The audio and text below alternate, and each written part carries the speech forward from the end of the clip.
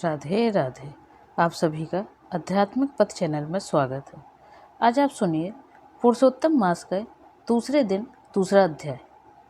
सुत जी बोले, राजा परीक्षित के पूछने पर भगवान शुक द्वारा कथित परम पुण्यप्रद श्रीमद् भागवत शुकदेव जी के प्रसाद से सुनकर और अनंतर राजा का मोक्ष भी देखकर अब यहाँ यज्ञ करने को उद्यत ब्राह्मणों को देखने के लिए मैं आया हूँ और यहाँ यज्ञ में दीक्षा लिए हुए ब्राह्मणों का दर्शन कर मैं कृतार्थ हुआ। ऋषि बोले, हे साधो, अन्य विषय की बातों को त्याग कर भगवान कृष्ण द्वैपायन के प्रसाद से उनके मुख से जो आपने सुना है वही अपूर्व विषय हे सूत आप हम लोगों से कहिए। हे महाभाग, संसार में जिससे परे कोई सार नहीं है, ऐसे मन को प्रसन्न करने वाली और जो सुधा से भी अधिकतर हितकर है, ऐसी पुण्य कथा हम लोगों को सुनाइए। सूत जी बोले, विलोम, ब्राह्मण के चर रूप में क्षत्रिय का चर मिल जाने से उत्पन्न होने पर भी मैं धन्य हूँ। जो श्रेष्ठ पुरुष भी आप लोग मुझसे पूछ रहे हैं, भगवान व्यास के मुख से जो मैंने सुना है वह यथा ज्ञान मैं कहता हूँ। एक समय नारद मुनि नर नारायण के आश्रम में गए, जो आश्रम बहुत से तपस्वियों, सिद्धियों और देवताओं से भी युक्त है और बैर, बहेड़ा, आंवला, बेल, आम, अमड़ा, कैथ, जामुन, कादम्बड़ी और भी अनेक वृक्षों से सुशोभित है। भगवान विष्णु के चरणों में निकली हुई पवित्र गंगा और अलकनंदा भी जहाँ बह रही है।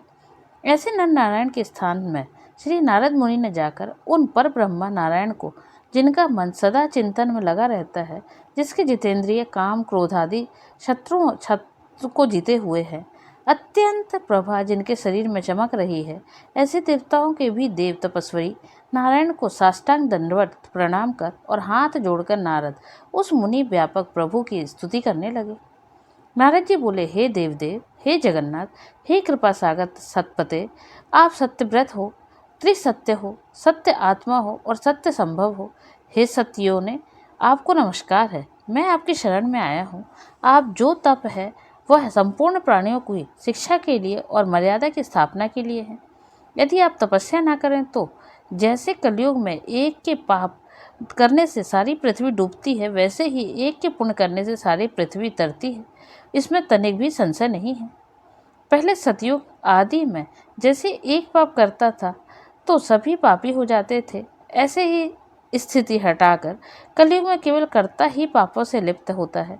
यह आपके तप की स्थिति है। हे भगवान, कलयुग में जितने प्राणी हैं सब विषयों में आसक्त हैं।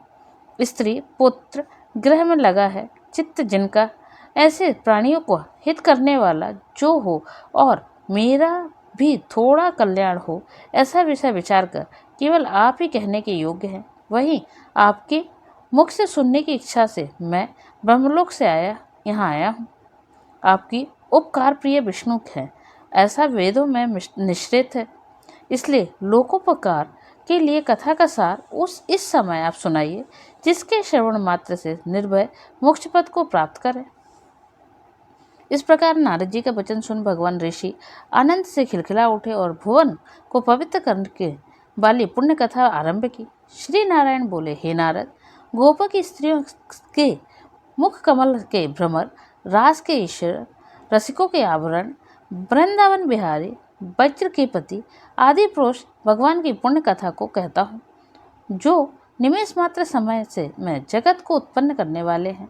उनमें कर्मों को हे वत्सल इसी पृथ्वी पर कौन वर्णन कर सकता है। हे नारद मुने, आप भी भगवान के चरित्र का सरस सार जानते हैं और यह भी जानते हैं कि भगवत चरित्र वाणी द्वारा नहीं कहा जा सकता, तथापि अद्भुत पुरुषोत्तम महात्म आदर से कहते हैं। यह पुरुषोत्तम महात्मा दरिद्रता और वैद्य को नाश करने वाला, यश का दाता एवं सत्पुत्र और मोक्ष को देने वाला है, अतः शीघ्र ही उसका प्रयोग करना चाहिए। नारद बोले, हे मुने, पुरुषोत्तम नामक कौन देवता है, उनका महत्तम क्या है, यह अद्भुत सा प्रतीत होता है, अतः आप मुझसे विस्तार पूर्वक कहिए। सूत जी बोले, श्री नारद का वचन सुन नारायण क्षण मात्र पुरुषोत्तम में अच्छी तरह मन लगाकर बोले। श्री नारायण बोले, पुरुषोत्तम, यह मास का नाम जो पड़ा है वह भी कारण से युक्त। पुरुषोत्तम मास में के स्वामी दया सागर पुरुषोत्तम ही है, इसलिए ऋषिगण इसको पुरुषोत्तम मास कहते हैं। पुरुषोत्तम मास के व्रत करने से भगवान पुरुषोत्तम प्रसन्न होते हैं। नारद जी बोले, चैत्र आदि मास जो हैं वे अपने अपने स्वामी देवताओं से युक्त हैं, ऐसा मैंने सुना है, परंतु उनके बीच में पुरुषोत्तम नाम का मास नहीं सुना है। पुरुषोत्तम मास कौन है और पुरुषोत्तम मास के स्वामी कृपा के निधि पुरुषोत्तम कैसे हुए? हे कृपा निधि, यह आप मुझसे कहिए। इस मास का स्वरूप विधान के सहित है। प्रभु कहिए, हे सतपते, इस मास में क्या करना, कैसे स्नान करना, क्या दान करना, इस मास का जप पूजा उपवास आदि क्या साधन है, कहिए। इस मास के विधान से कौन देवता प्रसन्न होते हैं और क्या फल देते हैं, इसके अतिरिक्त और जो कुछ भी तथ्य हो वह हे तपोधन कहिए। साधु दीनों के ऊपर कृपा करने वाले होते हैं, वे बिना पूछे कृपा करके सदुपदेश दिया करते हैं।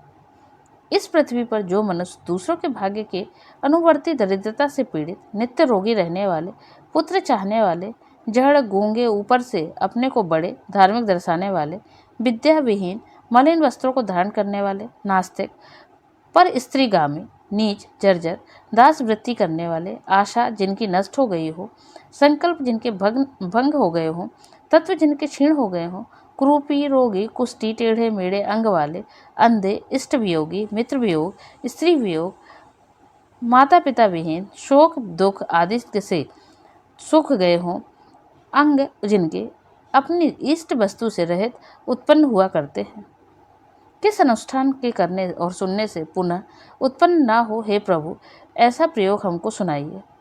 वैधव्य, बंध्या दोष, अग्निहीनता, दुष्ट व्याधियाँ, रक्तपित्त आदि, मिर्गी, राजक्षय में आदि जो दोष हैं, इन दोषों से दुखित मनुष्यों को देखकर हे जगन्नाथ मैं दुखी हूँ, अतः मेरे ऊपर दया करके हे ब्राह्मण मेरे मन को प्रसन्न करने वाले विषय को विस्तार से कहिए। हे प्रभु, आप सर्वज्ञ हैं, समस्त तत्वों के आयतन हैं।